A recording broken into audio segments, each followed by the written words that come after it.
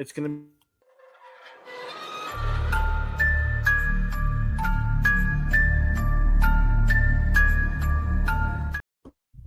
Hello, everyone. I am Sean, and welcome once again to my Horror Corner. As always, thank you so much for watching today. Do appreciate you guys watching the video. I know there's all kinds of stuff out there that you could be checking out, so the fact that you take a few minutes out of your day to watch or listen to me means a lot to me. Just do me a favor and please hit that like button. Today, I am super excited to have some of my best friends in the horror community back on here with me, Robbie and Kaylee from That Horror Couple. Thank you guys so much for coming on. Thank you so much for having us. It's a pleasure to be here with you. You're an awesome friend, and dude, we're talking about my favorite movie. I can't wait to discuss it with you. And this is going to be a lot of fun. I'm a professional. we are professional. I just want to say I'm a professional at what I do. Okay. Yes, yeah. We talked about that a little bit before we started recording. You've got business cards. You're about to get free passes to movies. You're signing autographs for people. I mean, it's blowing up out there. The chicks just keep coming around, and I'm like, ladies, I know I'm awesome, but you got to calm down. Yeah. Got it. Yeah. Okay, then. I mean, Kaylee finds that very funny. I see it. I don't have that problem, so I don't know how to sympathize with you on that one. But yeah, I'm glad to know things are going so well. The people got to find out about Sean's Horror Corner. They'll find out. They will. Got it. We'll get the word is slow. There's a buzz on the street about it. It's gonna be. Is that what's going on? That works. I'll accept that. Fair enough. It's coming. It's coming. Well, as you said, we're going to be talking about Halloween today, the original from 1978. Before we get into the movie and start talking about this, take this time to tell everybody about you guys' channel, what you do, and anything you might have coming up that people need to pay attention to. We're That Horror Couple on YouTube. We usually review like newer films that come to theaters. We also are in the middle of doing our recaps on the Daryl Dixon show that drop. The show comes out every Sunday, so we drop our recaps during the week every week. So if you're a Walking Dead fan, then we're perfect for you.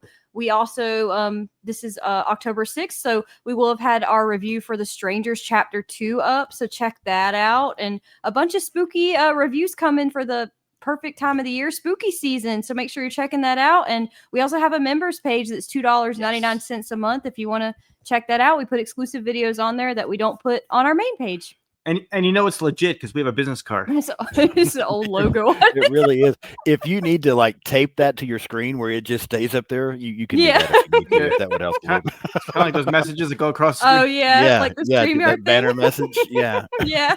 No, but it's like just do that the whole time, Rob. Just go back and forth. Yeah, just keep moving it back and forth. We're for real because why else would we have a card? Yeah. That's right. They don't give these to just anybody. That's true. That's true. That's awesome.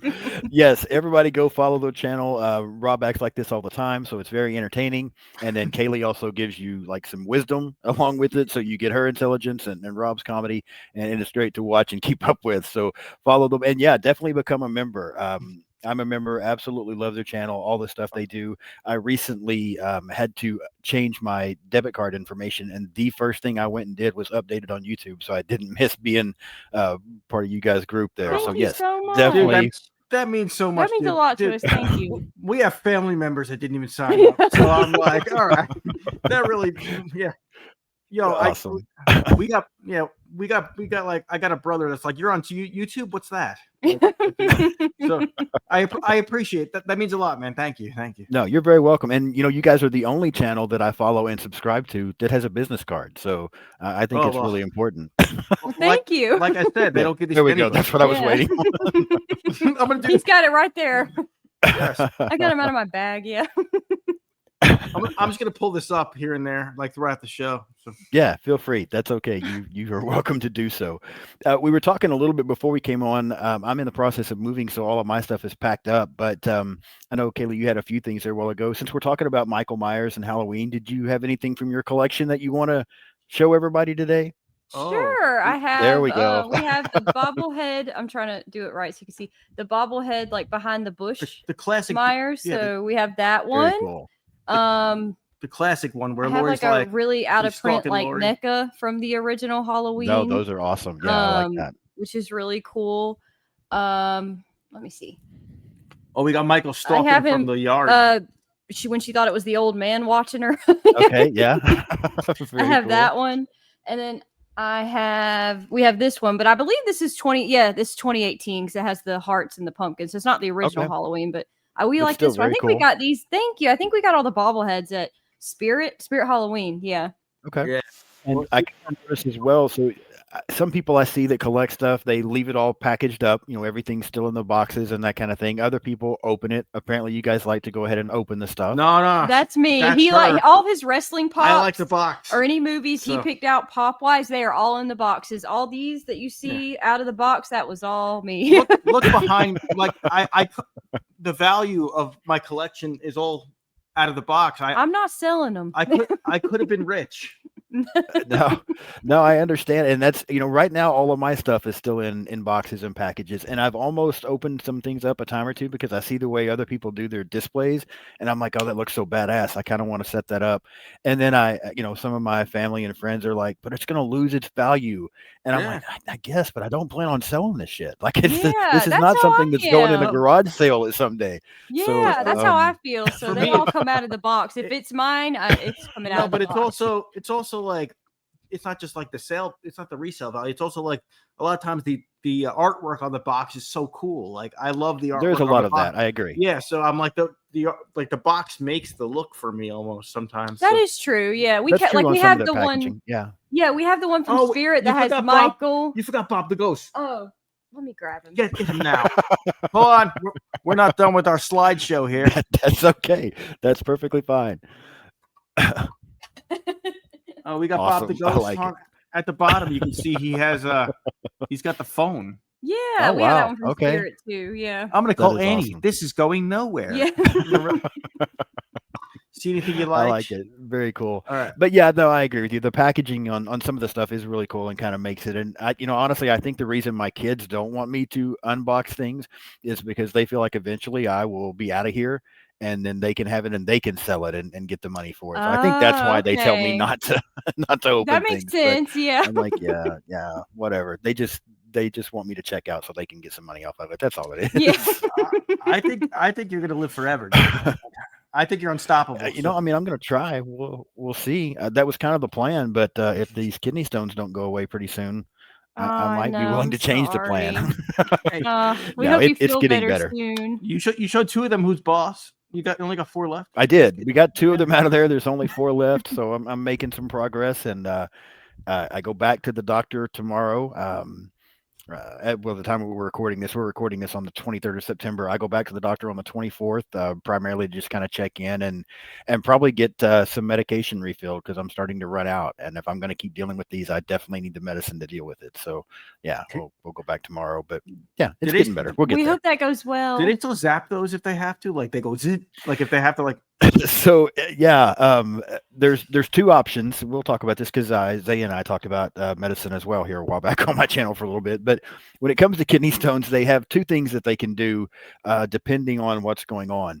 If the stones are too big for you to pass, then yes, they can go in and zap them and blast them up into smaller pieces where you can get them out.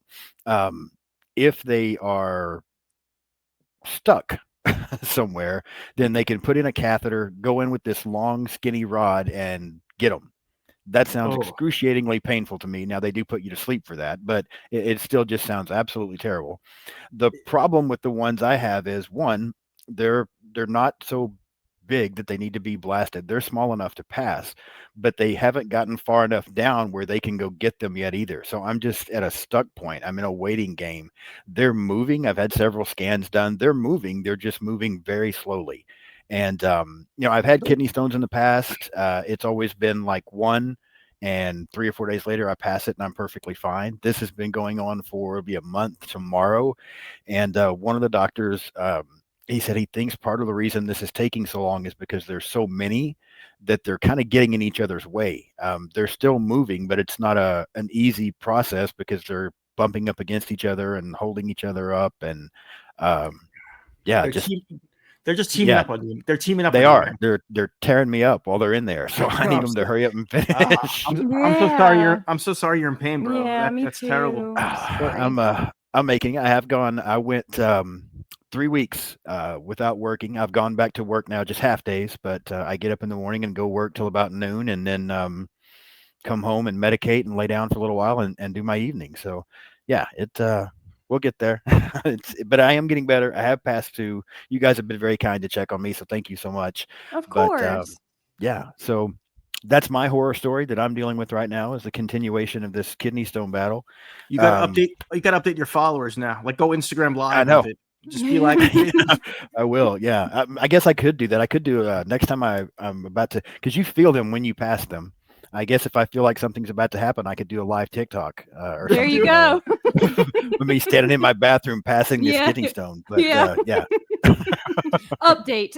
that will Yes. be that will be that's great like television or like that's great like, Content. That's great content. It is. Yeah. Yeah, I told a story. I won't tell it again because anybody that the episode that just had come out with Isaiah on the Texas Chainsaw Massacre, he and I got into a story about something that happened to me just in the last couple of days, where I was almost attacked by a mouse while I was in the shower. Yeah, part of the reason I'm moving out of the house that I'm in is it's very old and there's mice around and we just can't seem to get rid of them. But it's a really old house. It also doesn't have, garbage disposal, dishwasher, air circulation is bad. It's just a really old house that I've been renting. And so I'm going to finally get out of it because the mice and everything are driving me crazy. But yeah, I got in the shower, and as I'm in the shower washing my hair, already in pain from these kidney stones and just trying to get through it, a mouse came running up out of the shower drain. Oh And God! like, yeah, and took off. I mean, you guys can listen to the episode with Isaiah to get the full story, but took off towards me, which caused me to freak out. You don't expect anything to come running out of the shower drain while you're in there. And I try to like step over the mouse real quick, but because I've been shampooing my hair, like the tub's slick, I'm already in pain. Basically, caused me to fall. Like I fell in the shower, but I catch myself. There's a window. So I like kind of somewhat caught myself on the window there and just holding onto the windowsill. But now the pain is magnified like 20 times because of this whole thing. And then the mouse is just running back and forth, like fucking with me while I'm trying to take a shower. It was just, oh my! I'm it was, sorry. That's awful. it was bad at the time. Now, when I think back on it, I'm like, man, that was probably hilarious. I should have, it sounds like a if I scene could out have, of a movie. Yeah. it really does. Like if I could have blurred some things out, I should have recorded that. But nobody wanted to see the way everything was happening there. So yeah. Did you catch the mouse? Is he gone? Is he? So I finally, I had to finish the shower, right? So I finally managed to just finish my shower, get out, get dried off, get my clothes changed, and I went back in there and it was still in the tub. So I caught it then and disposed of the mouse. He is no longer with us. Oh. So yeah, he paid for what he did to me. That's what he gets. That's what he gets for screwing with you. Yeah. Yeah, exactly. So yeah, that's what happened with the mouse. It was interesting. But oh man, you have yeah. a lot That's of a stories. crazy story. I'm sorry that happened. Yeah, That's awful. that's okay. That's that's kind of been the way. Yeah, my life is all about stories. I may need to make a second YouTube channel just to share stories with people on because yeah, there's a lot of crazy things that seem to happen. I sometimes feel like I need my own reality show, but yeah. it keeps it entertaining, so that's okay.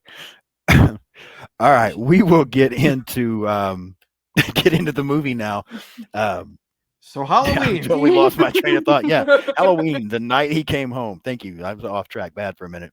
Quick overview for the film. 15 years after murdering his sister on Halloween night in 1963, Michael Myers escapes from a mental hospital and returns to the small town of Haddonfield, Illinois to kill again. Film was released October 25th, 1978. Directed by John Carpenter. Screenplay by John Carpenter and Deborah Hill. Produced by Deborah Hill. Cinematography by Dean Cundy. Edited by Tommy Lee Wallace and Charles Bornstein, distributed by Compass International Pictures, runtime of 92 minutes, a budget of somewhere between $300,000 and $325,000, and $70 million at the box office. So a huge, huge success. Rotten Tomato scores are high, 97% from critics, 89% from the audience. IMDb score of 7.7 out of 10. I'm just going to name a few of the cast members, and then we're going to talk about the cast and the characters a little bit. We have Donald Pleasance, Jamie Lee Curtis, PJ Soles, Nancy Loomis, and Nick Castle as our primary cast. So before we go any further, yeah, you guys thought on the cast for this film, how everyone performed, the characters. Yeah, give me your opinions. Oh, I think Jamie Lee's like, besides Sally from the original Texas Chainsaw Massacre and Black Christmas, I think she's the OG like scream queen. I think she's that scream's amazing. legendary, dude. I know this was like her first movie, like doing this film, and you can kind of tell, but I still think she's great in this movie. She really plays that goody two shoes babysitter type role like very well. Yeah, but Right. at the same time though, you could tell like she wasn't fully comfortable with acting yet. She seems kind of Sure. like a little like Shy. it works into her character, but she's kind of quiet, kind of shy, and and I think that was her first movie. So I believe so. yeah. So but Carpenter, who was a fan of Psycho, like wanted her. He's like, dude, it's the daughter of Janet Leigh. Janet Leigh, Right, you know? and yeah, I was going to mention that in a minute, but I think you're exactly right. I feel like everybody does a pretty good job in this movie. I don't think any of the performances are bad at all. There's a couple of places where I'm like, okay, but still, it's nothing terrible. I think Jamie Lee does a good job. I think Donald Pleasance is amazing in this film. Fantastic. He's to such me, an amazing actor. He's the reason why Michael is so scary. I mean, like, Michael, Nick Castle, he scared us with like less is more, just standing there, right, hardly moving. But like Loomis's story about him, the fact that Loomis was so scared, that's what made him scary. Mhm. Like to me, I'm like, because he's like, you don't understand, shut up. Yeah. He's like, yeah. So, but that's a good impression. Yeah. I try every year. I'm Loomis for Halloween. He's been doing it the past few years. Yeah, we got the trench coat. We found one on online, and we're like, okay, you could do that. I wanted something easy. I'm like, give me a trench. I'm like, just give me a trench. Well, you're coat. allergic to latex, so we can't wear masks or anything. Yeah, so Okay. I'm either I tell people I'm Robert Stack from Unsolved Mysteries or I'm Dr. Loomis. Dr. Loomis. But, yeah, because it's like the same look and yeah. But dude, look, Donald Pleasance to me is like the coolest character and like the what they call it, an Ahab in horror. They did in the Leslie Vernon movie. Yeah, but he just makes he makes everything come together so well, and he honestly is like terrified of like this patient that got out, and right. like, he's so legendary. He sells the scariness of Michael and Myers. He really does. Yeah, I completely agree. The way he presents the story, yeah. And even the sequels, as bad as like I like all the sequels, but you know what? Even the sequels you don't like. I mean, up until like 6, because he was there, it was. So, it made it feel like a Halloween film. It made it so good. Yeah. I mean, and I think I completely agree. In an interview, I think they asked him like, "When are you going to stop being Dr. Loomis?" He said, "I'll stop at number 72 or something like that." He said, "Well, like so." He was happy with being Dr. Loomis, you know. Yeah, such an iconic character, and again, he's an amazing actor. One of the things you mentioned it, and I think I have it in some of my notes, but I'll go ahead and mention it here. I do remember Jamie Lee Curtis initially, when it came to this film, she was more interested in playing one of the other two girls than Laurie, because she felt like they resembled her more in real life. She felt like that was more of her personality, but they wanted her to play the Laurie character. So I do think that you can tell maybe that it's her first movie, and there's some times where it's a little bit uncomfortable, but at the same time, I don't think it's so. It doesn't stand out and make her look like a bad actress. It really, it almost plays into her character a little better, because she is kind of quieter and shyer, it seems like. So maybe her not sure if that was the role for her just kind of added to it and made it come out better. Yeah, well, the character of Laurie Strode, she couldn't even ask Ben Tramer to the dance. She was shy. She was too shy. So exactly. She was the quiet, innocent girl. I remember her saying that though in an interview, because she wanted Linda's character, because Linda was the one smoking. Linda smoked cigarettes. Totally. And she said Linda. From what she said, like the actress didn't really smoke, and she was the smoker. So she said that, like PJ Souls, yeah. She said like they got to act all cool and like they got to be themselves, and I had to just like not smoke and like look down and like be quiet, So yeah, it's so funny that you bring that part up, because I feel like sometimes, I mean, even though I've seen this movie honestly more times than I can even come close to counting, still once in a while something different pops out that I never noticed before.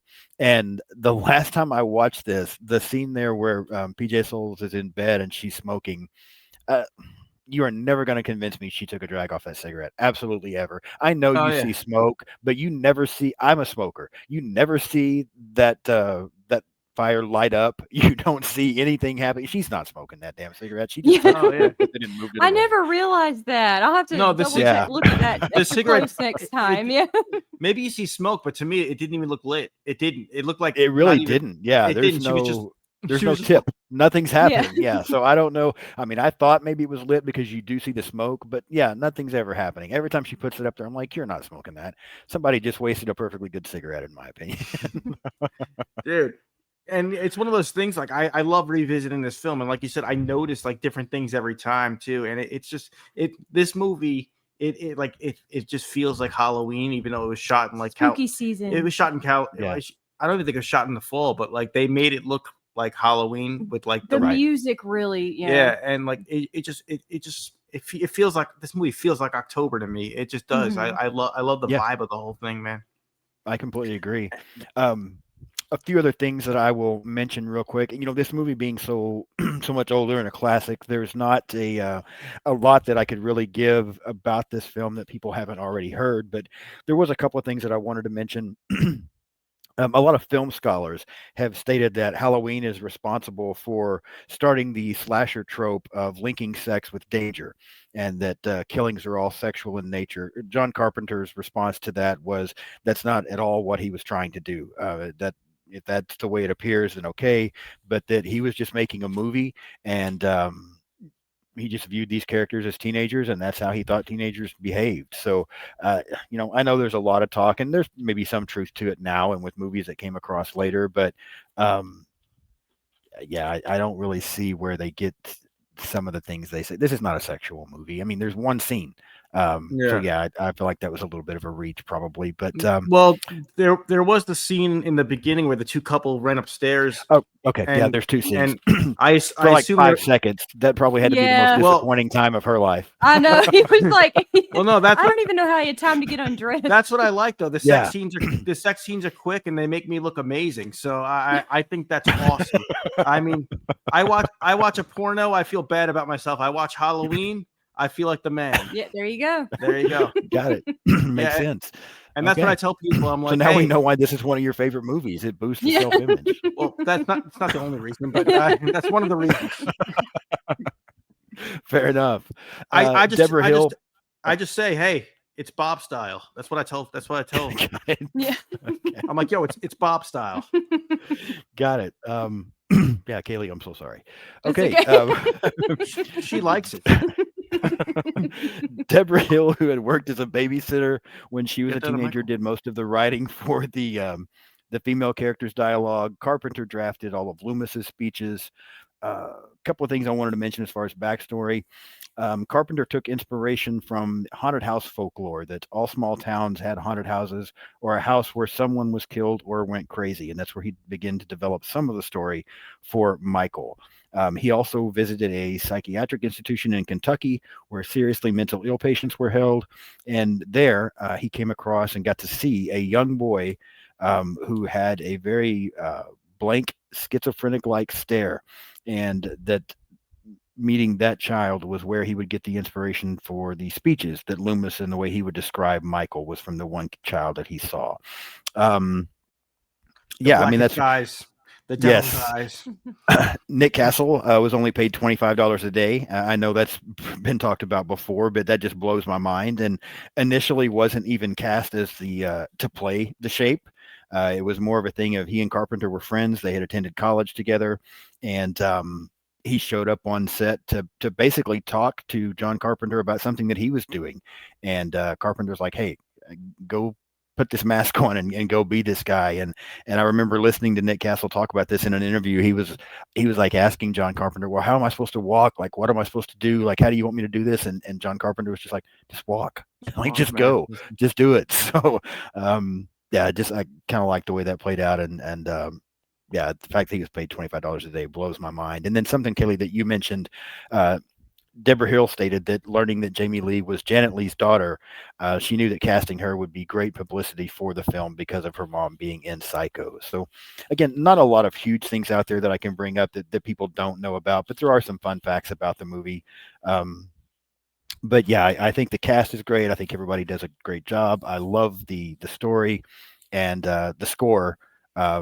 Maybe, I mean, I know there's some other good ones out there, but maybe the greatest score, in my opinion, ever from a horror movie. I don't know what you guys think, if I'm giving it too much credit or not. No, yeah, No, we love it. Yeah, Carpenter so good. is a musician, so like, Right. I noticed like all of his films have really good music to them. Like and that whole like din, din, din, din, din, din, din, din, din, Yeah. that is so like iconic these days. Like Right.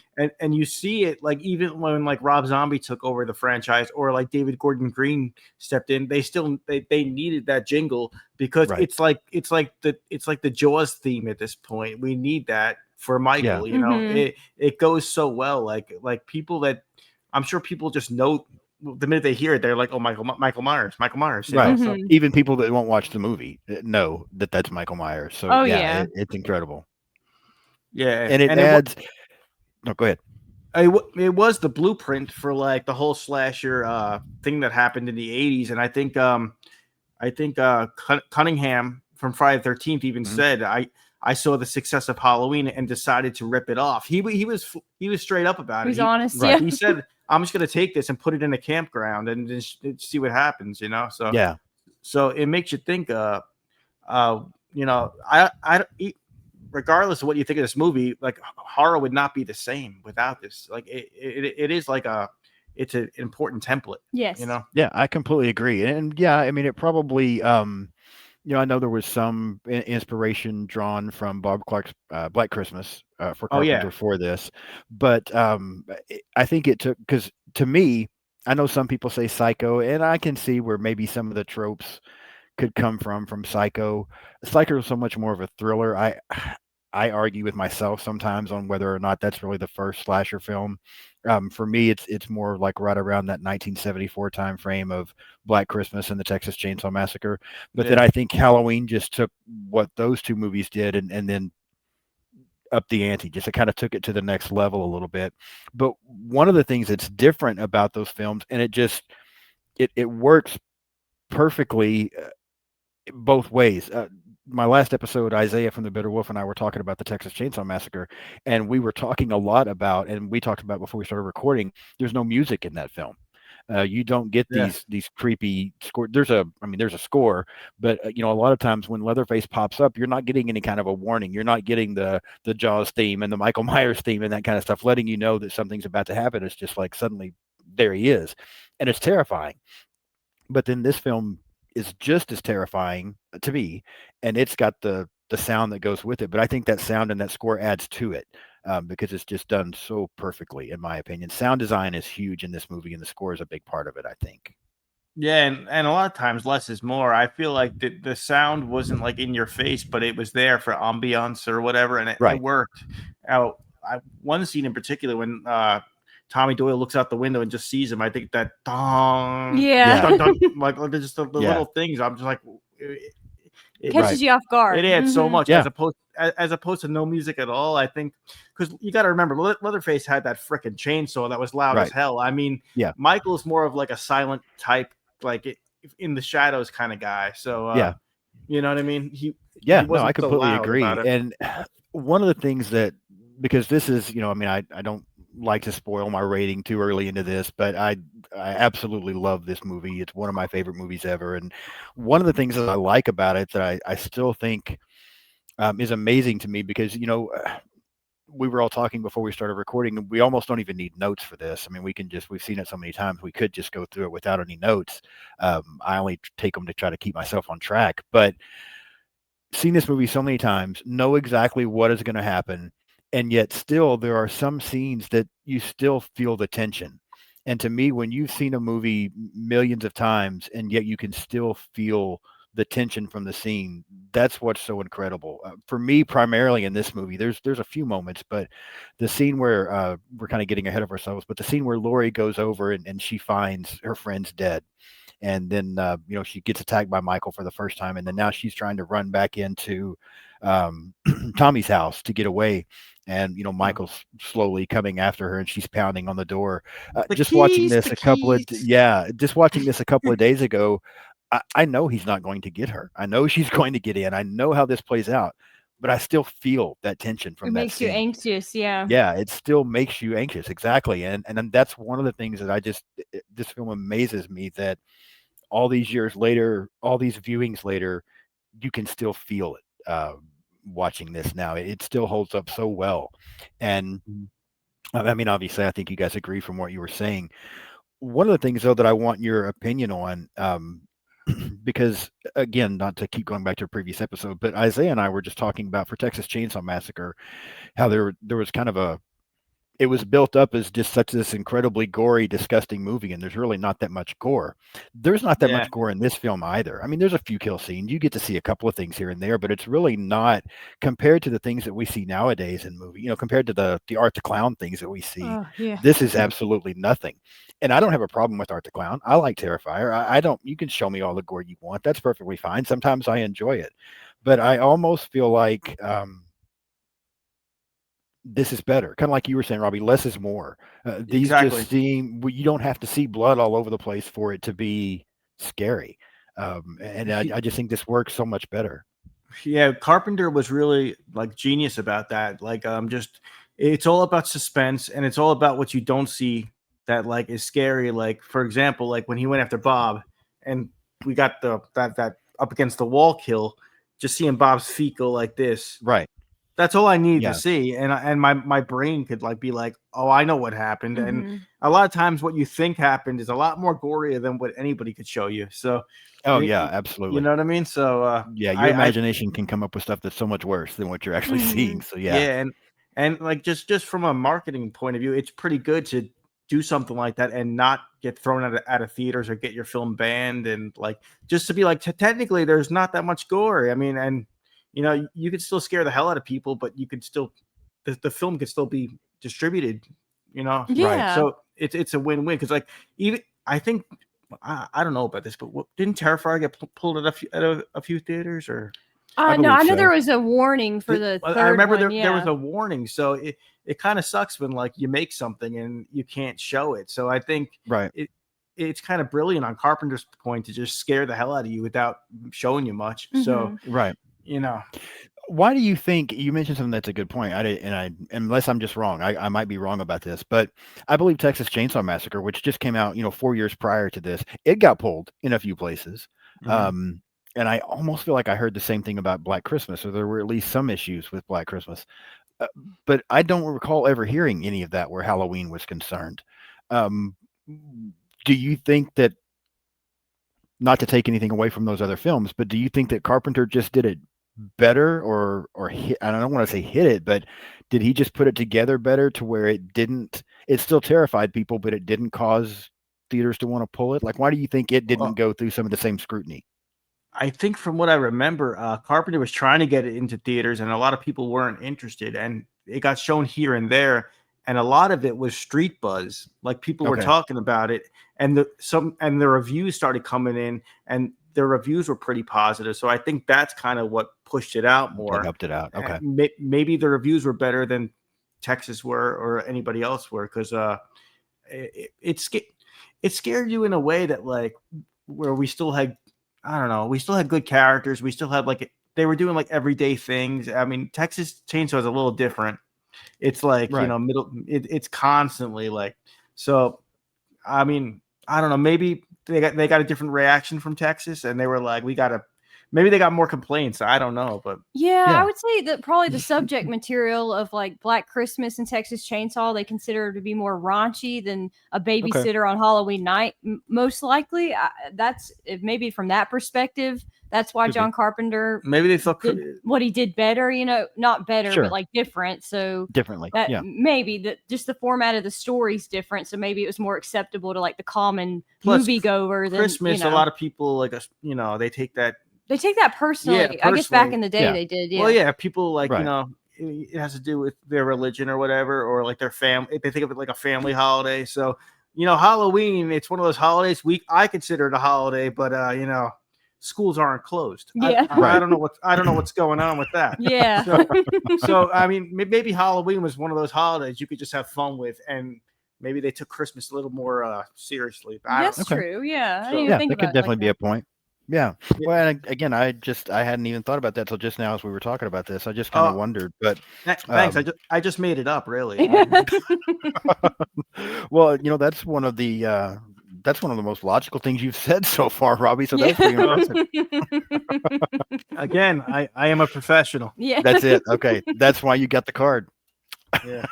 All right, let's start to walk through the plot a little bit on this one and talk about some things.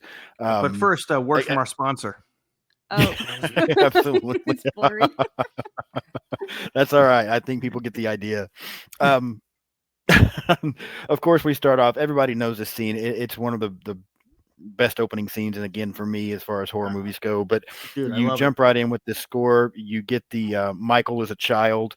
Um, I love the way this is shot. I like the fact that we get the killer's POV because other than Black Christmas, I don't feel like we had got a lot of that up to this point. So, but I think this is just all put together so well. I think it's shot so well. The sound design is good. And just again, rewatching it the other day, it's not the first time I've noticed it, but I was just reminded of it. Talking about the sound design, the scene where Michael's killing his sister, even the sound is so great because you hear the knife, going Michael. in. Yeah, Yeah. but you hear the knife penetrating her skin, over and over, and you do get some blood there. You get some blood splatter and things like that, but it's not an overwhelming amount. I just think this is shot so well between the score and the sound and the way it looks, the killer's POV. Love this opening. We get some good side boob too when she's brushing her hair. Judith? I just Yeah. Sandy Johnson was a looker. I mean, she was I think she was in Playboy magazine. Yes. She was in Playboy magazine. She was a model. Like they got like a model to do that. So Sandy Johnson, she was very attractive. Yeah. So Okay. yeah, good job with everything. I'm just saying. No, but yeah, dude, that shot is genius, and it's very reminiscent of Black Christmas. But I think Carpenter took Right. that to like a whole new level. I think agree. he used something called the Steadicam, which back in the day it was like a high tech piece of equipment. So like it was pretty like fancy to have that back then, and you can just walk as you're recording, I guess. And Right. Carpenter says there's like 2 cuts in the whole beginning sequence. I don't see them, so Okay. Yeah. I don't know. Maybe when he puts the mask on, maybe, but Yeah. I have Maybe. no idea because it seems like one continuous thing, like showing Michael like looking in the window, then creeping into the house through the back door, Right. getting the knife, going upstairs, and then keep in mind we don't even know this is a kid yet. So like Right. the whole we think it's like some like intruder. We think it's a home invasion type thing. To find out that he's a member of the family, he lives there, and it's a like a 6-year-old, 8-year-old boy, dude. Right. That's like it's brilliant, and it's an awesome opening. It's a whole new It is.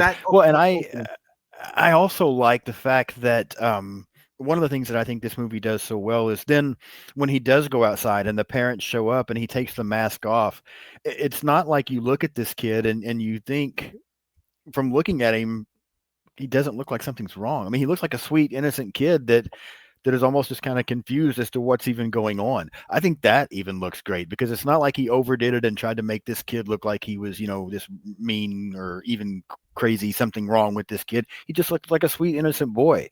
And it's almost like, really? He's the one that just did this? Like, it's almost hard to believe, Yeah. It kind of goes back to what he told Nick Castle: just walk, dude. Just Yeah. don't over. Yeah, it's almost like he told that kid just stand there and look cute. It's almost like he just told, it's like like less is more, dude. And I think Carpenter was brilliant in that sense. He just knew that the story and what he was telling was good enough, and like everything else came kind of secondary. You know what I mean? Like because I think if he like made the kid go, it would have been it would have ruined it, dude. Like like yeah. I appreciate it so much, and even comparing it to I like the fact that I mean I don't want to get somewhere down the road we'll talk about Rob Zombie's Halloween. One of the things I love about this movie is that we don't have, and I've heard other people talk about this too, so this is not like any just brand new revelation, but I like the fact that we never really get a lot of motive. We don't know why Michael is the way that he is. And to me, that's part of what makes Michael so scary. When you start trying to explain it away and come up with, cults and different reasons why he is the way that he is, or he was abused by a white trash family that Rob Zombie did. It takes away from it, in my opinion. Here we've just got this sweet little innocent kid, basically, is how he looks, and we have no idea why he did what he did. We have no idea why he does what he does throughout this film. I think that makes it even scarier to me. I don't need all the other stuff. I don't need it explained to me. I don't need all the backstory. I appreciate what Zombie tried to do, but this is just so much better that we don't have all of that. This is one of those where again, not knowing is better, in my opinion. You guys agree with that, or would you? I agree. I agree. Because it's almost like he's like a force of nature. Because like there is no motive. Dr. Loomis still doesn't know what it is. He just calls him evil. He's like he's evil. Right. It's pure evil. The evil is gone. Like, Yeah. like you know. So but then there is like a subtle like if you noticed Laurie Strode was in class and they're talking about like fate and like how fate and like it's immovable like a mountain. Exactly. Fate And never so changes. there's certain things like you're just destined for certain ways with no explanation. So there's certain like subtle like messages they were throwing in the whole time. As far as like Rob Zombie goes, I think at the time, like when that came out in 2007, at that time we had all these sequels of Michael still with no explanation. So at that time, I think he was like, how about we do something a little bit different here? We give a little bit of an explanation, which I agree. It's scarier to know nothing, but we also had like 8 films already of just not knowing much about Michael at all. So it's like, okay, if you want to, I thought it was cool. He showed us like what happened at Smith Grove. We never got to see that. I thought it was like little things with that. Like he filled in the gaps that we didn't get to see. So I appreciate that. But I do agree with you. The way Carpenter did it, just no explanation. He's crazy. The end. I think that's even cooler to me. So I agree completely. Yeah, no, I agree with what you're saying. And again, we'll at some point we'll get to that because I'm going to have you guys go through this whole franchise with me over time, and we'll get to the zombie stuff at some point. I appreciate what he tried to do, and there are some cool things to it. This works so much better for me. I just like this aspect so much better. And again, like you said, we've seen a lot of the same story from Michael for a while, so to try to mix it up and do something different. I appreciate that. Go for it. I mean, he went for it. That's fine. He tried. So, but Sherry Moon doesn't compare. Sherry Moon has a sweet ass though. Dancing on that pole and shit. Like you got to admit, he's just bragging to us. He has a hot wife. Yeah. Well, I mean, Sherry Moon's ass makes an appearance in every movie that Rob Zombie's ever done. So he must really be. I mean, like he did throw in some cool things there. So I appreciate that. Yeah. Let's make Michael's mom a stripper. Okay. I'm cool exactly. Yeah. Well, I'm glad you can find the positives out of this for me, Rob. I appreciate that. Yeah. It's what I do, man. It's what I do. From there, we get to cut now to Dr. Loomis and his nurse on the way to see Michael and get ready to transport him for trial. I mean, we just kind of get some interaction between them. We start to get the idea of what Loomis thinks about this, and we get the scene where they show up and Michael escapes. I like this scene as well. I think it's done well. I like the introduction to Dr. Loomis's character. I like the scene that he starts painting for us, kind of like you talked about before. Part of what makes Michael so scary is the way Loomis has presented him and set him up for everyone.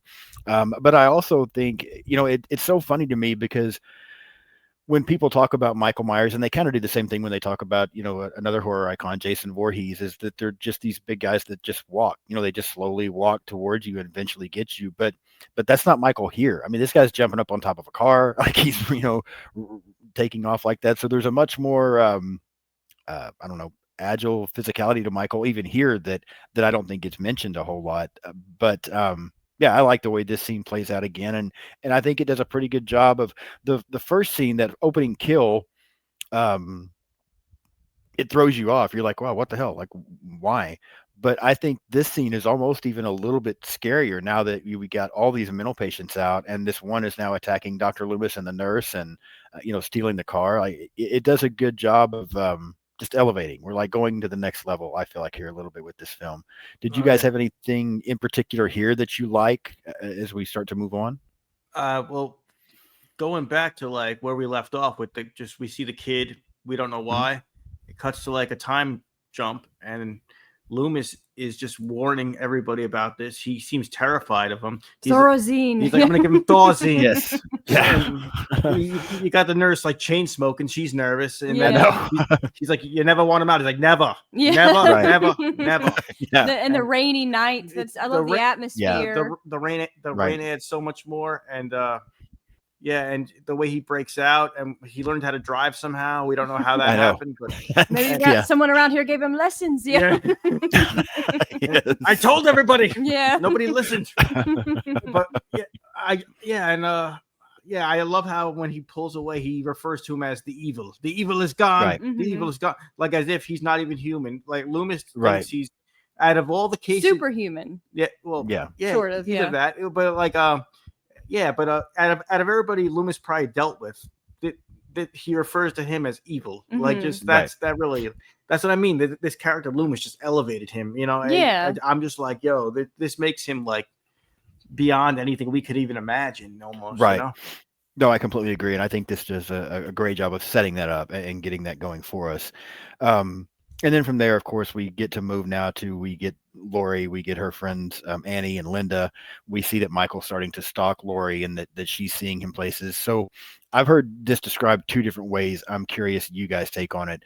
Is to me, it's obvious that Michael is kind of somewhat stalking her, right? I mean, I realize sometimes she looks and he's gone, but I've heard other people say that he's not really even there, that this is just issues Lori has. I don't see where that theory comes from because she would have not even known what Michael looked like or even of Michael.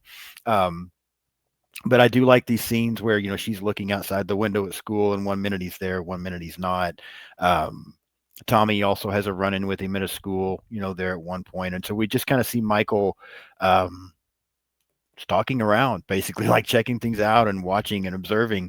And just, again, I feel like that while maybe nothing extraordinary happens here, I just think this is doing such a good job of establishing the presence of Michael and setting everything up and how much just his presence affects things and changes things.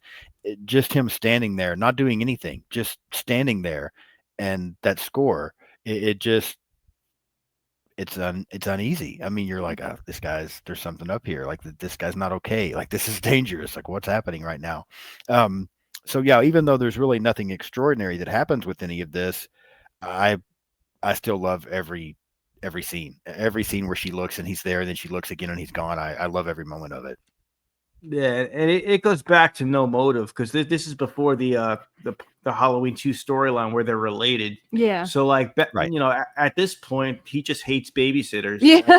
Like he just thinks they should all die. I think so. Yeah, and yeah, that's the thing. So we have no idea why he's like, oh, maybe she dropped the key off at the Myers That's house. what I was about to say. I think the only Yeah. indication that we ever get as to why he's becomes interested in Lori is because she dropped that key off, and we get that view where he's inside the house and he sees her walking away, you know, because her dad's trying to sell the house, and we get that. I think that's where his attention initially gets to them, and then we have the scene where Lori and Annie and Linda are walking, and Michael drives by in the car, and I think it's Annie kind of yells at him, and then he slams on the brakes. I feel like that just added to it. He was already, I don't know, fascinated, intrigued, whatever, with Lori because she appeared there at the house, and now these other girls are yelling at him, and I think it's just bringing him without even realizing it. Not Lori just did what her dad wanted her to do. They're bringing Michael into their lives without even realizing it. But I think that's I never thought for of whatever like reason that triggered him. Yeah. Yeah. So Strode Realty was going to make Michael homeless because he was living in the house. Yes. So he's basically, no, yes. he's like, yo, you're screwing my crib. Yeah. He's like, I live here, bitch. Yeah. Yeah, I Yeah. understand that now. So, Yeah. so he did have but like it's her father's company. It's not her. Well, he doesn't Right. understand all that. Well, yeah. come on, Michael. Yeah. Yeah. I don't know that his thought process went that far. I think it was more just like, who is this person outside my house? That kind of thing. But No, I mean, I think it was a real estate dispute. I think that's what this whole thing is. fair enough. Fair enough. He wasn't even going to get a cut out of what was happening. So yeah, he was Nope. really upset about this. Yeah. Never thought of it that way for sure. Yeah. Okay. Robbie is doing his absolute best to keep me off track today. I'm just like, what the hell was I about to say every time? But yeah, I like all these scenes. I think this is so good. These stalking scenes. There's just so much mystery. There's so much atmosphere. Again, just the combination of the way it's shot is so amazing. The score and the sound that's going with it is amazing. I just can't imagine. This is almost, maybe it even is. This is like a perfect movie to me, just the way this all gets played out and put together. I just think everything looks and sounds so good. And I think Jamie Lee is doing a good job here because initially, it's not like she's terrified yet, but she's concerned. She's like, "Who is this guy? Like, why do I keep seeing this guy?" And the other girls aren't that worried about it right now because they're not really seeing him other than the car. But again, I love the way everything's playing out here. I think if Annie hadn't yelled at Michael, her and Linda might would have survived this night. They might would have been okay, but Annie yelling seemed to trigger him as well because now he kind of sends to begin following them and watching them as well rather than just Lori. But Well, yeah, like we were. you try to sell the guy's house, then you shout at him while he's driving past you. I Yeah. mean, you're You're really asking for it at this point. Yeah. Mhm. Yeah. And she was right. She goes, Annie, one day you're gonna get us in big trouble. But Yeah. we didn't Yeah. know exactly. She was She right. called but it. It was the same day. Yeah. It really was the was. same day. Yeah. She definitely called it. The scenes, I try to find the right word for them, and I'm not sure what it is. Some of these scenes where, again, later we see Michael watching Annie while she's doing her babysitting thing. And I can't say that I find like these scenes are really scary. Maybe a long time ago I would have thought so, but there's still it's just the atmosphere. How would you guys describe this? Do you think these are scary scenes where he's doing this stalking and watching them? Is it more just kind of a creepy feeling? How would you describe what comes from these kind of scenes? I think it's more creepy and unsettling. Okay. We're supposed to know that that Annie's not alone, that her and Lindsay aren't alone. They're being watched, and she's doing these like safe house tasks, like making popcorn, putting stuff in the washing machine, and all the while he's like hovering like right outside the window, like ready to attack. I think as a No. first time viewer, you probably question when she's gonna see him or when she's gonna be attacked. So that's probably builds a lot of tension for like a first time viewer of this film. Right. Plus, she's making plans to like hook up with Paul. Yeah, my Paul. Yeah. She gives him all. Yeah. She gives- Yes. Yes. I think that means all the dirty stuff. I think so. Yeah. Yeah. I think you're probably onto something there as well. Yeah. I agree with what you were saying, Kelly. That's the one note that I made here is the fact that they just seem to be part of what makes this so unsettling is that they're just living life. She's making popcorn, she's trying to babysit the kids, watching a movie, she's talking on the phone to her boyfriend. It's just everyday life. This is normal things for her, and she has no idea that just a few feet away, evil is Yeah. watching. And Yeah. how quickly things can change. And I think unsettling is a good word. It just is it's The also very location. creepy. The Mhm. location at Haddonfield was just perfect. Like a small suburban town. It looked like it could be anywhere. Like it looks like Yeah. it looks like a street that like anybody could have grown up on. It looks like Leave It to Beaver lived there or something, So Yeah. I just think that's very relatable, and that's something that people could be like, "Yo, that looks like my house," or "That looks like my looks like street," my or- neighborhood. Yeah, Mhm. kind of. Yeah, Right. any suburban street, and so I just think the whole town of Haddonfield is like a brilliant setting. It's like because I don't go camping every day like Friday the 13th, but Right. I do like I'm in a house every day, and Yeah. I'm so that's scary. Just some dude like outside your window, So Right.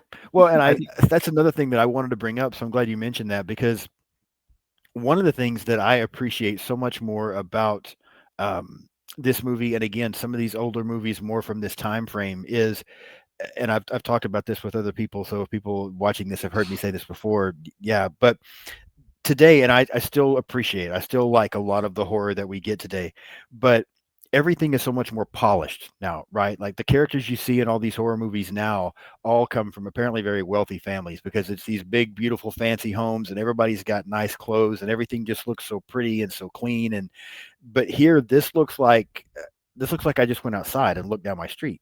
I mean, these are decent homes. I'm not saying they're not nice homes, but you see that they're lived in. They look like your everyday average lived in homes with normal basic furniture, average clothes on people, and it just becomes so easily relatable that I'm sitting in here in my bedroom on my computer talking to friends. 5 feet away there might be somebody just watching. It makes it very, very creepy because you really just don't know. And I think it's that natural look, it's that relatable feeling like this looks like everyday life is part of what makes this movie so scary. I Yeah, would totally agree. It's very relatable. Yeah, absolutely. Throughout some of this, we're also getting cuts back to Dr. Loomis. He's been following and trying to catch Michael. He's having his giving his speeches to the sheriff, these great classic speeches. I And, love and it. I again, love it. yeah, I love it Yeah. too. I've heard a few Yeah, comments yeah. here and there on some other things that Donald Pleasance overdid it and overacted. I don't think so. I think this is absolutely amazing. I love these speeches. Looking back on it, it's like he found the nurse's matches that she was lighting her cigarettes with, the Rabbit in Red. Right. the rabbit Yeah. and red matches. And then he sees the matchbook and just runs straight to the sheriff. I was just like, he's gonna be like, you don't understand, sheriff. I have matches here. Yeah. He goes, this is my evidence. I'm like, and Yeah. I don't think the sheriff was taking him seriously at first. Like Yeah. No, I don't think so either. Bracket, but yeah. I do love these scenes. Yeah, I love these scenes. I love the speeches. But again, here, even though we're not seeing Michael, it's still doing what you talked about in the beginning, because it's the way Dr. Loomis presents Michael that sets him up to be so scary, because we're hearing all of this. And now when we see him, we're thinking the same thing that we've just heard Dr. Loomis say.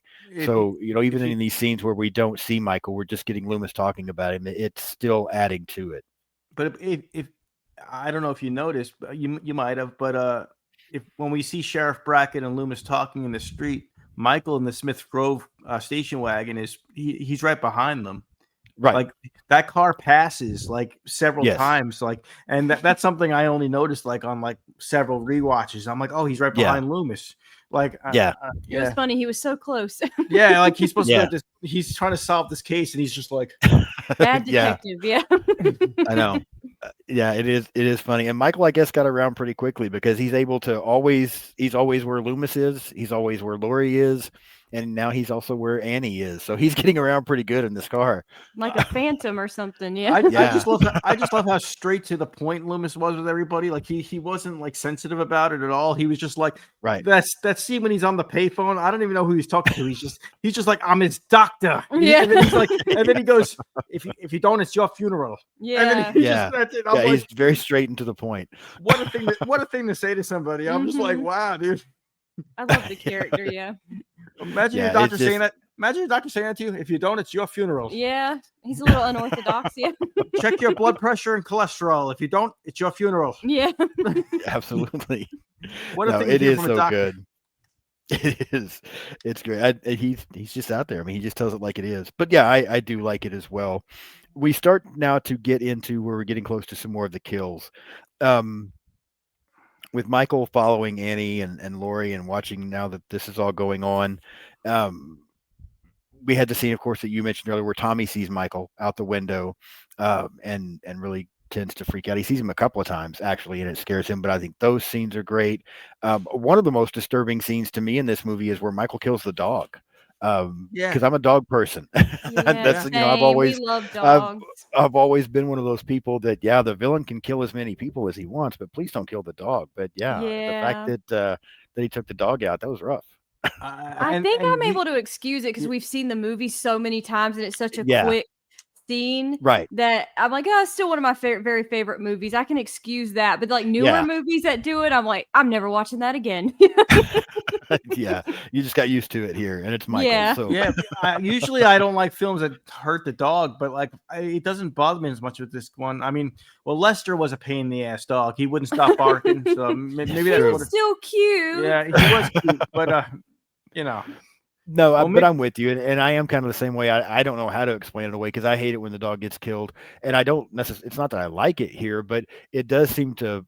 I don't know. I think just the way everything's been done in this setup, and you knowing that Michael lives the way he is, it almost just fits. I mean, as you keep saying, Robbie, he's evil, and so it just seems to fit. Everything that's happening here is playing into that.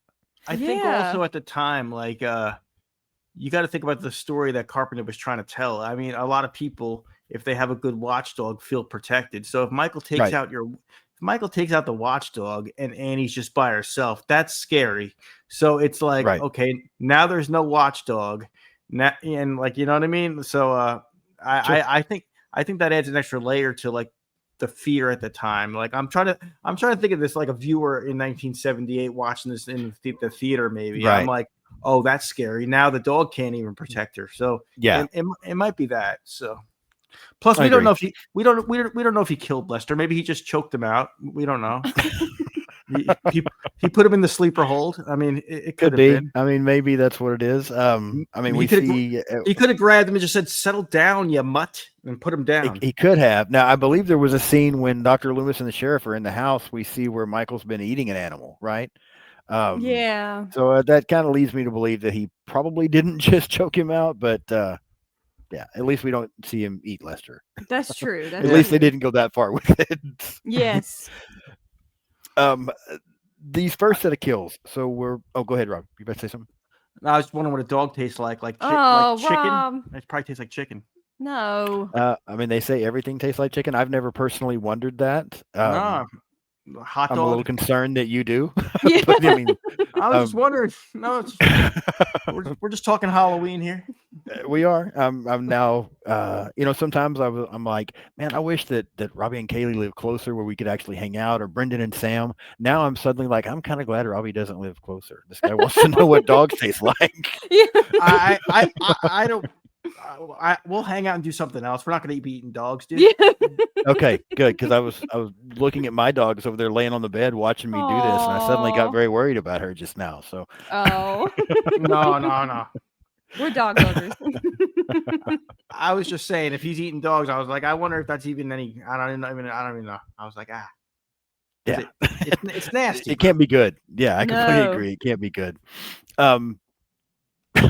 These next set of kills. So when Michael takes out Annie and Bob and Linda, I like all of these kills. I think they're so great because again, it's a lot of the less is more. You know, when he kills Annie, he comes up behind her in the car and strangles her, and then I think does slit her throat there at the very end. But again, you don't see blood go everywhere. People have always been concerned about somebody being in the back seat of their car. I mean, that's always kind of been a fear and an urban legend type thing. So I love this kill. The fact that he kills Bob and not just stabs him, but pins him up against the wall. And then we get the head turn where he, like a dog, he's just kind of looking and admiring his work. And then we get to see that Michael has a little bit of a sense of humor because he puts on the sheet and Bob's glasses, and which kind of throws me off. I'm not going to lie, because all we've heard is how evil Michael is. And we've seen killing people and animals. And now suddenly he's got jokes with the sheet and the glasses and all these things. But I mean, it does it. I'm like, what the hell? But it still works. I mean, you guys are gonna go up there now and strangle Linda with the phone cord. I love all of these kills. They're also classic in my opinion. They're also well done. It's not like we're just seeing a lot, but we're seeing just enough. Talk to me about these kills, how you guys feel about them. What's your favorite of these 3 kills? But yeah, let's talk to me about that part. You want to go first? Oh, sure. I really like like you said, the Annie kill is really effective because she's just going, it's like a regular everyday thing. She's going to pick up her boyfriend to hang out with her boyfriend, and he's waiting for her in the back seat. It's terrifying. I think it's super terrifying. I really enjoy the Annie kill and we have such a long build up to that too, with him stalking her all this time. We finally get that payoff of him catching her. So I really love that scene. It's like a very dread-ridden scene. Michael's a cock blocker too. She was getting ready to go on a date, and he just yeah. God damn. What's your favorite? My favorite kill would have to be just Bob tacked up against the wall. I love that kill. I think it's just so well done. It's so simple, but like I love that shot where the feet and then it cuts back to Bob's face. You just see Bob and looking back on it, the characters of Linda and Bob, I mean, they were in somebody's house, a stranger's house. They weren't the babysitter. They just crashed the house. They weren't supposed to be there, and they give zero fucks. They were just drinking their beer. There's empty beer cans all around the bed, and they're having sex in the bed. They're smoking in the house. Like I'm like, what is wrong with breaking and entering? And that's one of those things I didn't notice at first. I'm like, this is probably illegal. I don't know. And then he just he goes downstairs and just helps himself to a beer. I'm like, yes, but that kill is really cool, really legendary. I'm glad when Rob Zombie remade it, he kind of kept that same sequence. He Right. flipped it. He flipped it a little bit, but even he was like, "I got to have this kill in there," Mhm. because I think Yeah. it's just. Yeah. I think It's iconic. it's so legendary. Yeah, Michael with the sheet over his head and with Bob's glasses. It could be a little sense of humor, but it could also be like we saw like when he was a kid, he was wearing that mask. So maybe he just likes to Right. put on stuff, for Yeah, Halloween. maybe. I don't know. It could be just be like, He's okay, got like a childlike yeah, mind it could be like a still. Yeah. childlike mind Right. still, where he's like, oh, it's Halloween, I'm a ghost. Woo. Yeah, absolutely. I think I agree with both of you. I like all three of these kills. I don't know which is my favorite. I might lean a little bit towards Bob, like you were saying. However, the thing that I like about this whole set is how different each one of the kills are, not just necessarily in the way he might kill the people, but in the setup. Because as you mentioned, Kaylee, with Annie, we get the setup. We get him stalking her. He's watching her, and she's it's building. It's coming. You're just not sure exactly when. And then suddenly, like you said, it's terrifying. He pops up from the back seat. He strangles her, and then I think slits her throat as well. And then the Bob kill is again, you know it's coming because Michael's in there, but it's just like suddenly Bob turns around and opens the door, and Michael just comes rushing out, stabs him, pins him against the wall. Completely different type of kill, but there's just so much aggression. It is iconic. You do get the very cool scene, like you were talking about, Robbie, of where Bob's feet just kind of stop. You also get Yeah. Michael standing there admiring his work. I mean, it's a completely different kind of kill. And then what we just saw before, but it's still so good. And then when he goes upstairs and kills Linda, again, he's strangling her with a phone cord while her friend is on the phone, which again is just creepy. I mean, it's kind of like, what the hell? Like her friend is right there on the phone with her, but nothing can be done. So I like the fact that each one of these kills has something about them that's a little bit more standoutish.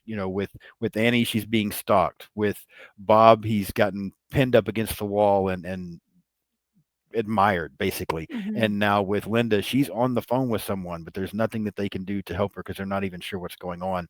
I just like the fact that each one of these kills, although they happen fairly close together, they bring us something different rather than it just being the same thing each time with him just walking around stabbing, different people or whatever. So I like that because I think it just adds to it, and it just keeps pulling you in, that it doesn't matter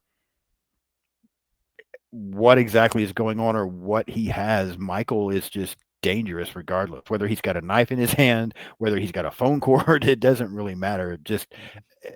I like everything about that, the way it's just all different things, so many different atmospheres and settings, and yet he's just taking people out.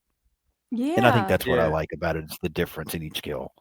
Yeah, that's a great way of different putting it. different kills, but similar execution. Because even with Bob, he was kind of stalking him he jumped out of a closet or something after Bob, and then Yeah, he Yeah. was. I think we just didn't get it for as long. The buildup wasn't Mhm. as long, but yeah, he Yeah. was watching him too.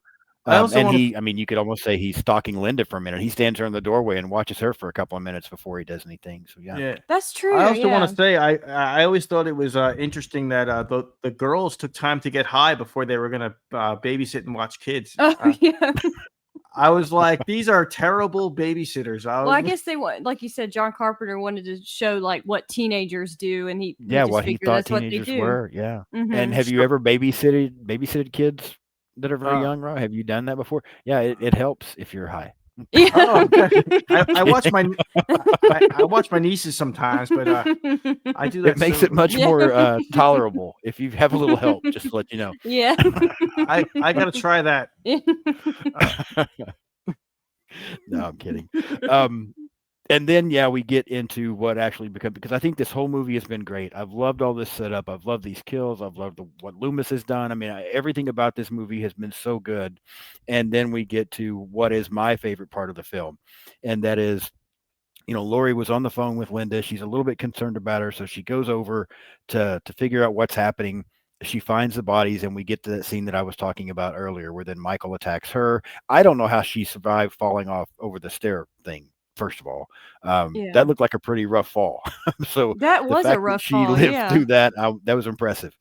But the scene where she's trying to get across the street, she's injured. Michael is slowly coming up behind her.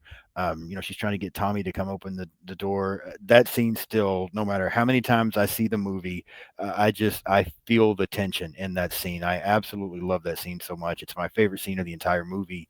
I just think that's perfect to me. I know we talked about it a little bit, but again, I think you guys like that layout and setup as well, correct? Oh yeah, for sure, Oh, for sure. absolutely. And I thought it was a good way to change like from one house to the other. It Like, gives you Yeah, different scenery. yeah, Yeah, it was a good way to sure. change from what was it, the Doyle house yeah, to the to Wallace the house. Wallace To the house. Wallace house. Yeah, Yeah, so it was a good, it was a good That's way. a really dread-ridden scene too. Yeah. Yeah. Oh, right. that's a big like suspense scene too, where she's Mhm. like, "Come on, meatheads," and Yeah. she's looking around for them, and you Yeah, know, but like just Joke's over. Yeah. right. the lighting's so dark wherever she's looking You feel like around. you're in the dark with her. Yeah. Yeah, So and I think the funny thing about that is, and this is one of places where I think actually Jamie Lee does really well, is because yeah, she's like jokes over, she's hollering at him, she's messing with them, but she's also got just a little bit of fear and concern in her voice as well. Like she's trying to make light of this, but you can tell she's very concerned about what's going on also. So um, I think she does a great job here portraying that part of her this and I selling agree. that. her scream Yeah. too is legendary. I just love that scream. It's super scream queen before that term was even out. I think Right. it's so that Yeah. Yeah. I love that scream. It's so legendary. And Mhm. and there's another right before Michael slices the arm. How Carpenter revealed Michael from out of that Yes. shadow, dude, that is brilliant. Amazing. I don't know. Maybe it was with lighting. He just slowly exposed his face. I was like, that is still like scary. I Yeah, mean, it really is. that's brilliant, man. I Yeah. love that. I I agree. love that whole scene. Yeah, No, like, I and agree. she did take that nasty fall. Yeah, but we find out in the later sequels how tough she really is. So I It's I true. I, I understand why she would survive that Oh because yeah. yo, you cut to like the David Gordon Green one. She's like Rambo, dude. Yeah. This is She's in her, true. she's in her Yeah. backyard with like a shotgun. Like, oh yeah, like, Right. so, Yeah, and it's funny, but I agree. That scene is also very iconic. There's just so many iconic shots in this, and you mentioned that the other night when I was watching it, um, I had it on and I had gotten a phone call, and because I had just watched it a couple of days prior and turned it back on again, um, I normally I would pause it, but I just kind of left it playing, and so I was on the phone for a few moments, and whoever I was talking to could hear the music, and they're like, "You're watching Michael again." Yeah. And I'm like, yeah, I was like, yes, I am. But immediately I'm like, and it's at that scene where Laurie's standing there, and then suddenly you see Michael kind of emerging in the background. Like, I was so excited telling this, and they're just like, yeah, okay. So the reason I called was, I'm Yeah. like, oh, come on. You're like, come But on, don't yeah, you want to it's talk Halloween? Yeah. yeah, but it's such an iconic scene. It was just done so well where do Michael you pops feel up like like that. do you feel like when Laurie Strode found her friend Annie, because he killed Annie in the car, but he took her body up to the bed Right. and he put With the tombstone. He put Mhm. Judith Yeah. Meyer's headstone.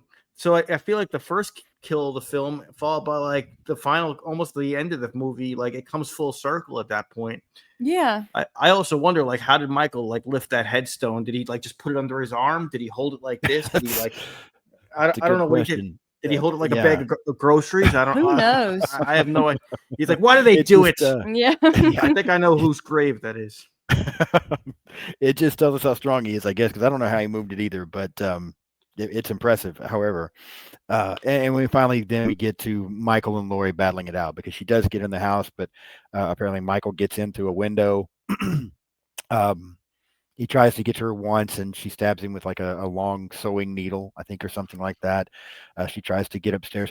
That's another scene that I think is still pretty good at being scary. Is when she goes upstairs and she thinks that that she's killed him now, and so she's talking to the kids and telling them that she took care of it, and then they see Michael coming up behind her again, probably just the way it was shot and the way it was done, but that scene as well still brings that fear with it, that tension with it.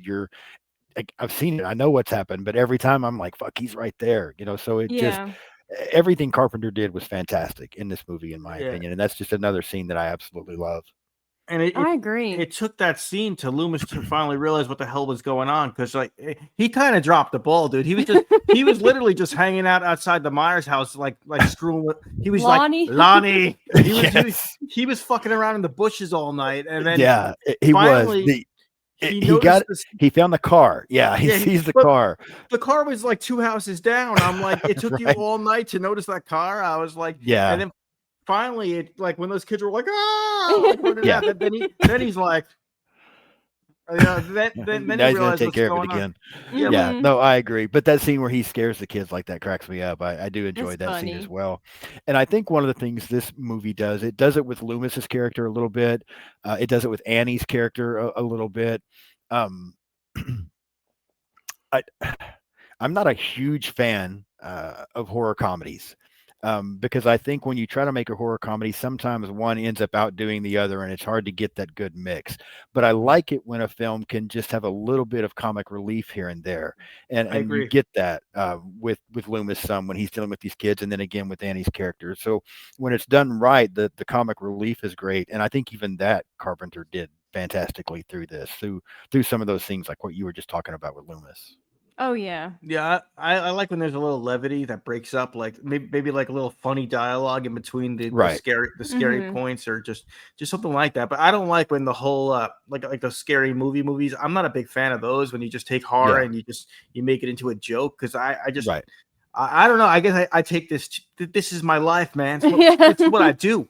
No, I So completely I'm agree like, with you. You know, it's so funny. We could probably get off and talk on that for a while, but I have some people that I know that they still to this day confuse scary movie with both Scream and I Know What You Did Last Summer Oh yeah. because wow. it's just hard for them to separate it because I guess maybe even they saw a scary movie before they weren't big horror fans, but they would watch stuff occasionally. So they saw a scary movie and then they go back and see Scream or they go back and they watch I Know What You Did Last Summer.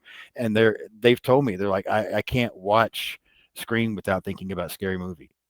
Or I can't watch the iconic scene and I Know What You Did Last Summer where Jennifer Love Hewitt's doing the whole "What are you waiting for?" They see that scene and they think Scary Movie, and I'm with That's you, so, Robbie. I'm like, no, that's this so fucks up backwards. stuff. That's so Yeah. backwards. I know. What is wrong with you people? Yeah. Exactly. Yeah, I completely agree.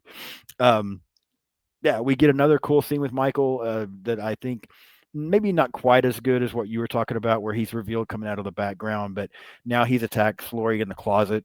Again, Oh, she thinks she takes care of it, and then she goes he's out and pissed at that stops, and that closet. He's pissed at that closet, bro. is he's very aggressive in the closet, and even that the sound design is scary. I mean, that sounds great the way they do that in there, where he's trying to get to her in the closet, and just Dude, how heavy his breathing is, and the hangers rattling around. I mean, I love it's that all shit. so well. Yeah, Laurie it's Such a good great. scene. Laurie Strode Mhm. Yeah, becomes fucking MacGyver with that with that hanger, Yeah. I know. yeah. She's just like Hey, She does her it. She does it very adrenaline's quickly. pumping. Yeah. yeah, Yeah, fucking. she I'm does like, it very quickly.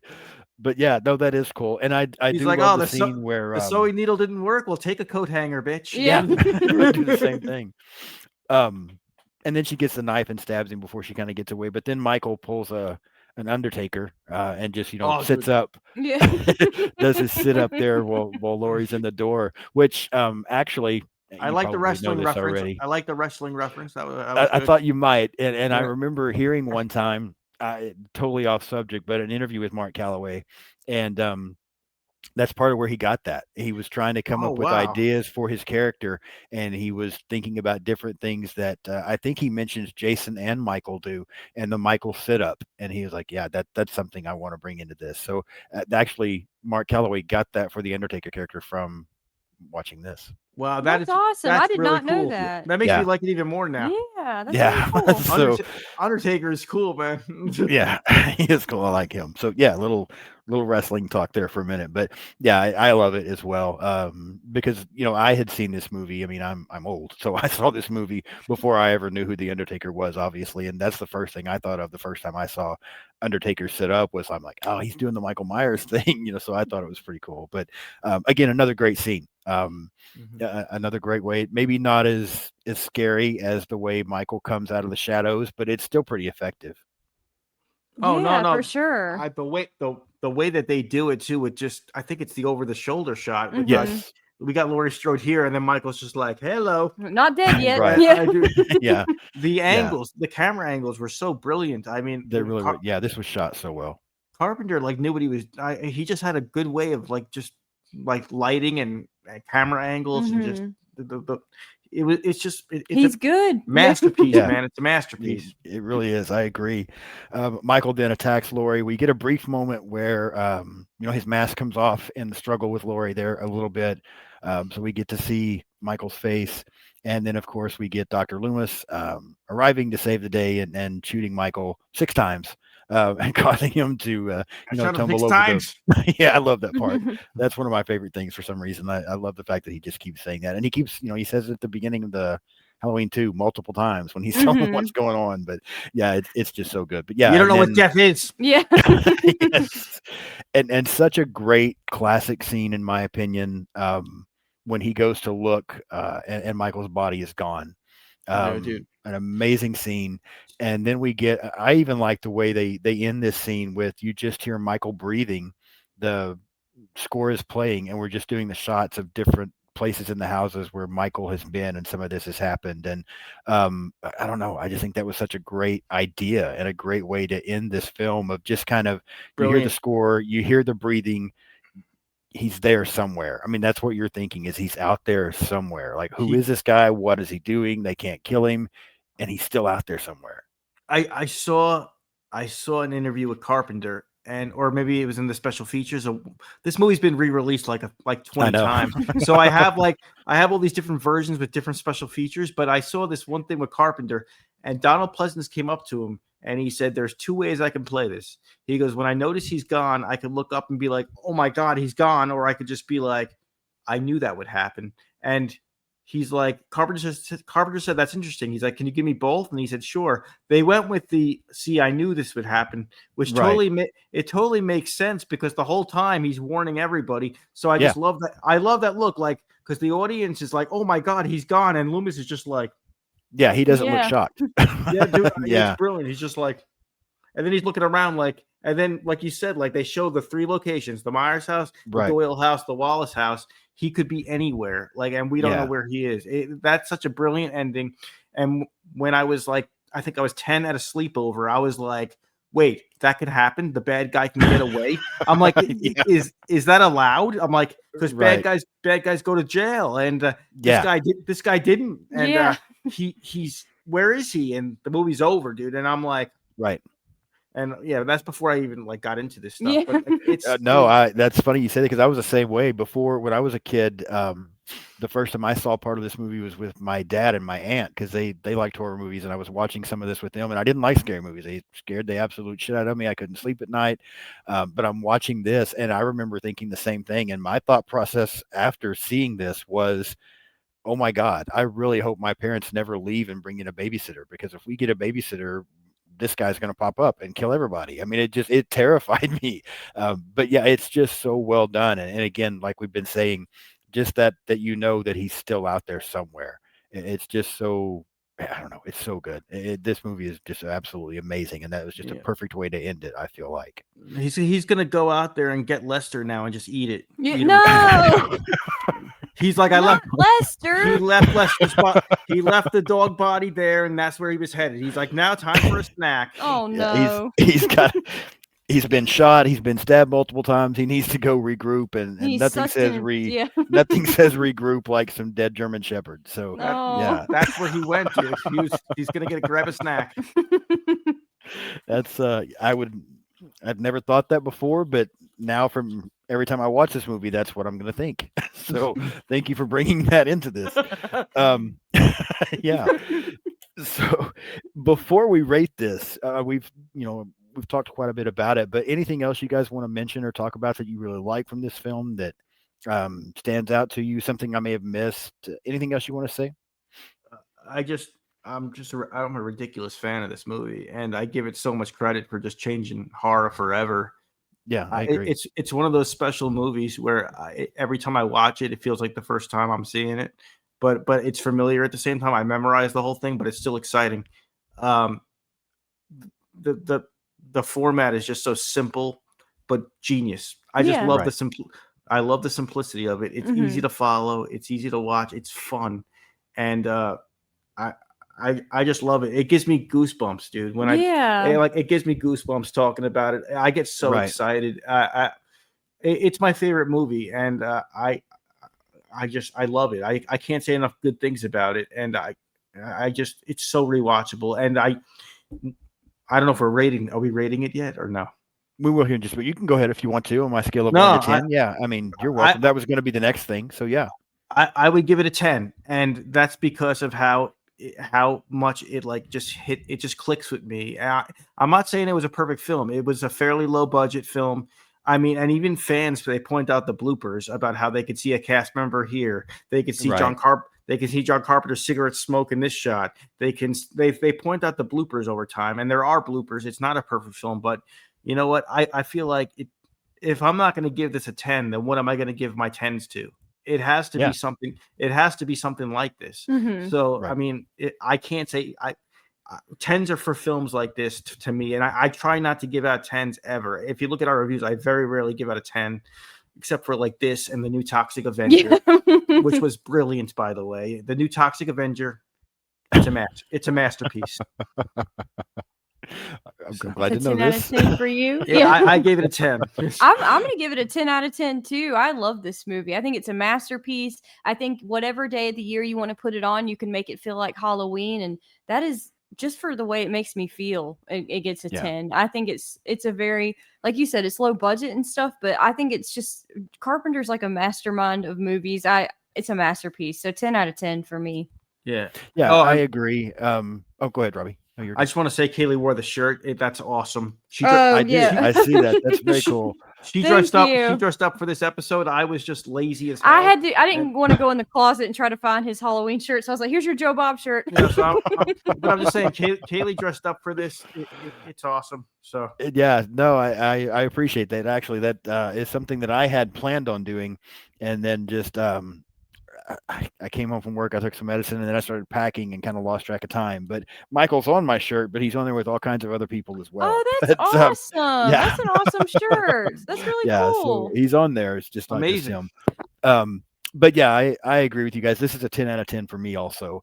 And I agree with you, Robbie. I try not to give a lot of 10s. However, with all of this stuff that I'm covering, and there's going to be a lot of 10 out of 10s for October, just because some of these original movies from these franchises are just so amazing to me. But yeah, I agree. This is a 10 out of 10. It's an absolute perfect movie.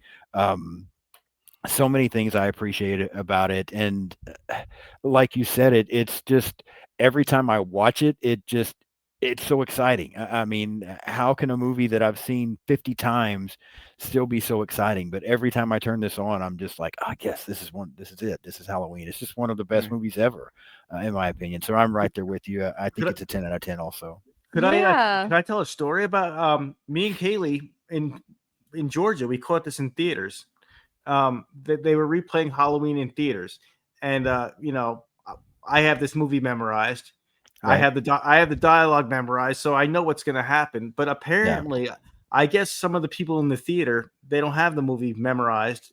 So when Michael would appear from the shadows, or when he sat up like the Undertaker, I would just hear like, oh, I would hear like, oh, God, maybe it was their first time, and like the whole theater was just like jump. They were probably jumping, but I remember like the oh my God. Like, they were reacting like it was their first watch. It was really cool to see. I think, we really forget how scary and effective this film is until we see. And that was exciting for me because I could watch other people's reaction that weren't too familiar with the film. You know what I mean? Right. I'm not, maybe they like horror, but they definitely don't have business cards. Okay. So I'm just saying, yes. As a business card holder of horror reviews, I forget how effective this film is. But I remember for that day, I was like, this is really scary because I was listening to all the people go, oh my God. Right. And there was a couple, and they were scared of stuff I didn't even think was scary. But there are like subtle things that like really affect people in this movie. And it's so well done. Like, yeah, I completely agree with you. Yeah. And that is very cool. This is one that, we were talking about seeing things on the big screen. I did not see this one on the big screen. I would love to get that opportunity to go back and watch that like that. But yeah, I think to watch this with people that weren't familiar with it would be even better, because you're probably right. We do forget how scary it is, even though we still see those elements and we still see those moments. To see it hit somebody the first time would be really cool. So yeah, that's awesome. But yeah, all of us 10 out of 10. Yeah, I mean, what else can you say? It's such a great movie, such a classic, and I definitely look forward to you guys coming back soon to talk about Halloween 2 and keep going and get into this whole franchise. So, thank you so much again for coming on. My plan right now, where you guys are concerned, is I'm going to try to. I'm looking at maybe sometime in November, having you come back to discuss the third Quiet Place film, since we've been through 2 of those. But maybe I can get you to come back and talk about that one with me. My very next episode here, you guys are going to be on with me to talk about Friday the 13th, and then you know, then as once we get into over into 2026, then we'll start scheduling to continue through this franchise and go from there. But yeah, thank you guys both again so much for coming on. And I actually have a shirt for Friday 13th, and I know where it is. Oh yeah, So, yeah. I will be dressing. I know up. where that one is. I'm going to be dressing up for that one. All right, very good. Yeah. And in the meantime, just check out the new Toxic Avenger. He can't stop talking about awesome. that movie. I could tell you were a fan. Did you love the original as much? Or? Oh yeah, he does. Okay. Yeah. So okay. But yeah, this was a lot of fun. It was so fun to just tackle a classic with you, and you know, for something that like it's so fun, but it's like what hasn't been said before about these films that haven't been, that everybody is always, you know, right. But like I feel like we found our own way to do that, and you know, we talked about eating dogs and stuff. Yeah. I think we really got to some key points with the side boob of Judith. I mean, we touched on some key issues here that I think the fans will appreciate. Yeah, I think we touched on some good issues today. No, I think so too. And you're right. It is hard, I guess, when you review some of these older movies like this to find things that maybe somebody else hasn't said before. But, you know, to me, I think one of the things I still love to hear people talk about this movie. I love to hear people talk about Friday the 13th, that kind of thing, because I love these films so much that I like listening to other people's stories about how it affected them, and just the joy that these kind of movies bring people. It's still, I was just telling this to somebody yesterday. When I first found the horror community and people would talk about horror movies being comfort movies, that kind of blew my mind. I'm like, how does that work? Like, how can something where these people are all getting killed, how can that be a comfort movie? But I quickly figured it out, because they are. I mean, it's hard to get people to understand, but and this Halloween movie is one of my all-time comfort movies. I mean, it is what it is. But I think just listening to anybody, I would listen to anyone talk about Halloween, no matter how many times I've seen it, just because of the joy the movie brings me, and I want to see how it affected other people. So even if we hadn't got to talk about eating dogs and side boobs and things like that, I think it was still fun to just to talk about the movie in general. I raised some good points, though. I thought. Yeah. You did. Absolutely. Thank you for having me on. Yeah. Yeah, and you know, if nothing else, you proved why you have that card. I mean, I now know why you have your card, and it's for things like this. So yes. Speaking of side boob, that I'm excited to tackle Friday 13th with you. Yeah, that'll be great. Absolutely, that is going to be fun. Yeah, that like I said, that's my next episode. When I come back, you guys are going to be right back on here with me again. This time we'll talk Jason instead of Michael. But tell people what's coming up again over at That Horror Couple. What you guys got coming? Well, we're going to be finishing up recapping Daryl, because it's over in October. So we'll be recapping the rest of season 3 of the Daryl Dixon Show. If this is October 6th, so we will have recapped the entire first season of Alien Earths, and we have that in a playlist. If you're interested, you want to check that out, check it out. And we would have dropped our Strangers Chapter 2 movie review, so make sure you're checking that out. And we'll just be doing a lot of, you know, spooky season new movie reviews that come out in October. So make sure you're subscribing and checking out our members page if you're interested. It's nice to know you plan on sticking with me to October 6th at least. I do. Yeah, I think you should feel very fortunate, especially with some of the shit you said tonight. So yeah. But yeah, no, that's good. And yeah, definitely check out their channel. Subscribe if you haven't already. Become a member. I mean, I got it right here. About $3 a month. Yeah. that card needs to be what pushes people over the edge to go ahead and do it. So yeah, check it out. And then of course, coming up here, like I said, my next episode on Sean's Horror Corner will be Friday the 13th with Robbie and Kaylee. And then next week, I will be talking about A Nightmare on Elm Street with Aaron from A&B Horror. And I will be talking about Hellraiser with Bo from Critic After Dark. So nice. that's what I have coming up next week as well. So if you haven't yet, then hit that subscribe button and subscribe to the channel. Please hit the like button today and leave us some comments. Let us know what you think about Halloween. Do you love this movie as much as we all do? Is it a timeless classic and damn near perfect in your opinion as well? Or are you one of the people that it doesn't work for? Then go ahead and tell us that too, and we can tell you why you're wrong. Yeah. Or of those if you people. or if you just want to chit chat about German Shepherds and side boobs, then you can do that as well. So That's just leave us true. some kind of comments, interact with us, hit the like video, subscribe, follow me on social media. I'm pretty much on everything out there: Blue Sky, Instagram, Threads, TikTok, X. I have a letterbox page. So yeah, follow on social media. Thank you again so much for watching. Robbie and Kaylee, thank you both for coming on again. And yeah, I will Sean, see everyone. We need to start a podcast, me and you, just German Shepherds and side boob. Okay. That's what it should be called. Let me get through this year, and then I'll get back to you on that. How's that sound? Damn. It's a killer name. It's a killer name. Yeah, it's interesting. I need a drink after this. I really think that's what needs to happen. But no, thank you guys. I will see both of y'all in a couple of days, and I will see everyone else in a couple of days. Thanks again. Bye, everybody. Take care.